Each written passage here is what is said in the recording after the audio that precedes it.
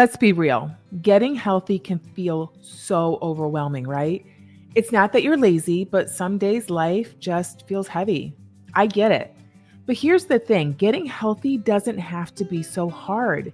And today I'm sharing my simple, no pressure morning routine because I'm all about taking the hard out of getting healthy. And trust me, these are habits you can start right now, no matter where you are. So let's get into it.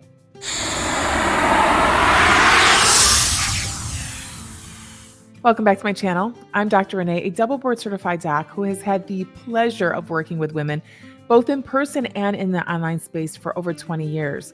And I know I haven't given you the details yet of my morning routine, but I just want you to keep in mind, if you enjoy what you learned today, please do me a huge favor and give it a thumbs up. This is a new form of content for me. So if you resonate with it, I'll create more content showing you what I do in my life. And if you've not yet subscribed, make sure you do that so you don't miss out on the variety of life-changing health content that I have planned. And share this with your bestie if you are looking to have a buddy join you in creating healthier habits. It's always so much easier to do it with a friend. Okay, let's now get into my morning routine. First, I start with one thing for my body, and it's super simple. I drink 16 ounces of water. That's it. No crazy morning elixirs or fancy routines, just plain water. Why? After sleeping all night, your body is dehydrated, and drinking water is like hitting the refresh button. It wakes you up, it gets your digestion moving, and it sets the tone for the day. And I know so many of you are all about the details. Should it be cold water or room temperature water? While it's thought that room temperature water is best first thing in the morning, I personally prefer cold water. To me, it tastes better and it's more refreshing. It's thought that cold water can shock the body, especially when you're first waking up. But let's be honest, who doesn't need a little shock first thing in the morning to get up and get going? Again, my new endeavor is taking the hard out of getting healthy. So the best water temperature is the one that encourages you to drink enough. If you enjoy it cold, drink it cold. If you prefer room temperature, stick with that, period. Let's not complicate something as simple as drinking water. The next thing I do is get some movement in. For me, that's taking my dog out for a short walk. Most weeks out of the month, I'm a single mom since my husband works out of town, so it's all me. I try to take care of myself while taking care of my kids and my animals. So having a dog gets you up and outside early. So this first walk is not about running a marathon or hitting 10,000 steps. It's simply just about moving my body, getting some fresh air, and starting my day with intention. Oh, and letting my dog Tigo get some relief after not going to the bathroom all night. If the sun is out, it's a bonus because sunlight can do wonders for your mood and circadian rhythm. But honestly, at this time of year where I live, I'm not only waking up in the dark since the sun has not yet risen, but I'm also walking in cold weather. So dark and like 20 degrees. I know it doesn't sound like fun, but I personally try to find purpose in the things that must be done. And this is my current reality, and that's okay with me. So my third thing is having protein and carbs before caffeine. Now this one is a game changer, eating something before I grab my coffee. This is a new habit for me, and I have to admit, I'm still trying it on for size. And what I mean by that is you can see what other people do, and there may be some science behind certain behaviors, but not every new habit is going to feel right for you, and that's okay. So for me personally, I am still trying to figure out how eating first thing in the morning makes me feel. Believe me, I have been that woman who would have to have coffee first thing in the morning. Like my husband used to make a joke, don't talk to mom before she's had her coffee. But after dealing with some cortisol issues, I have been trying to delay drinking caffeine. So why delay coffee? Well, caffeine boosts cortisol, which can add extra stress to your system, especially if your levels are already high. A quick protein carb breakfast first helps balance this. I know it's tempting to dive straight into coffee. Believe me, I've done it for years. But having a mix of protein and quick acting carbs first thing gives my body fuel. And for me, this has been either plain yogurt or cottage cheese and some sort of fruit. For you, it may be something as simple as a slice of toast with almond butter or a quick egg scramble.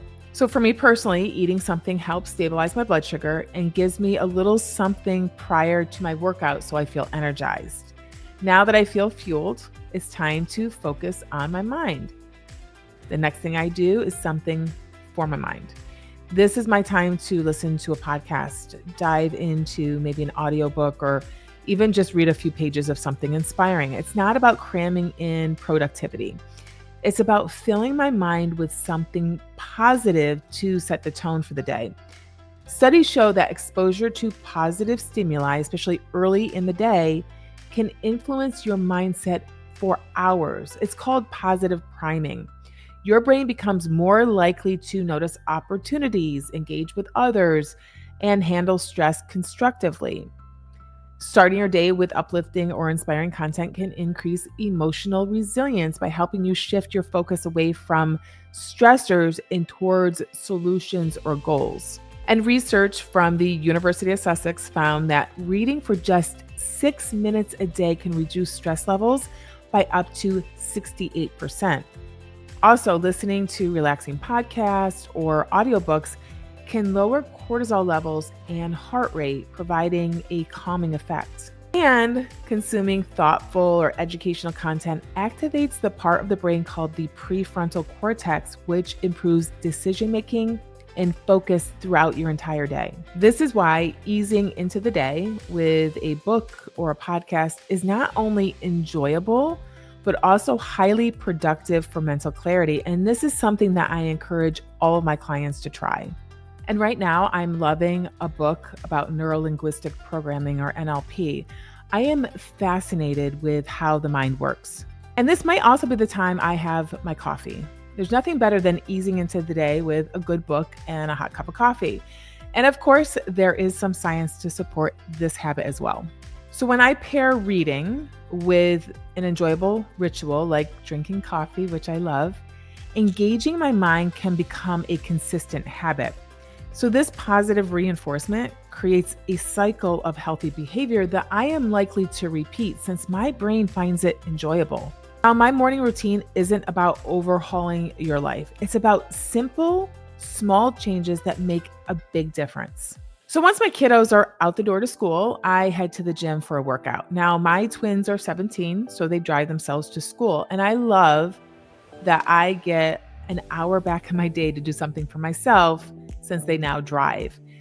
It's my time to focus on me. So for me, this looks like strength training 4 to 5 times a week. I currently do 2 HIIT workouts a week on the elliptical and 150 minutes a week of zone 2 cardio on the treadmill with my weighted vest. Now, this routine is new to me, but I have worked my way up to it. Over the summer, I was mainly just walking and doing maybe 1 to 2 days of strength training a week. However, I was starting to feel physically weak, so I knew it was time to start focusing more on strength training. But at the end of the day, it's about showing up for myself. And here's the thing, if you're not ready for the gym, that's okay.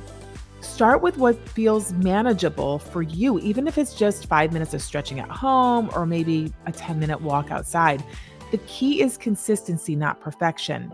I want to show you how doable healthy habits can be even in the busiest seasons of life. So after my workout, I get in a good post-workout meal with a protein, carb, and a healthy fat. Now, for me, this usually is a smoothie. I try to keep it tasty yet nutritious. Lately, I'm on a peanut butter banana kick. So I use a peanut butter protein powder in a base of water. I add in some powdered peanut butter, some cacao powder, half a banana, half an avocado, and a teaspoon of my greens powder. The avocado makes it so creamy and delicious. So why do I make sure I include a healthy fat? It not only plays a role in my overall nutrition, but also slows the digestion of this post-workout meal, which will keep me full and satisfied until lunch. Also, including healthy fats like an avocado supports my hormones and reduces my inflammation. Next, I take my dog on a walk in nature. I always say if you need motivation to walk, get a dog. My dog Tigo and I have established this habit of going for longer walks after I eat breakfast. And believe me, he knows when it's time, gets all excited and starts barking. For me, walking after my post-workout meal helps with insulin sensitivity and blood sugar balance, and it helps Tigo get his energy out. It helps with his behavior, and it helps with our bonding. And here's the thing, research has found that short walks, like just 10 to 15 minutes after meals, significantly reduce blood sugar levels compared to just taking one longer daily walk. So if you only have 10 minutes, go for a stroll around the block.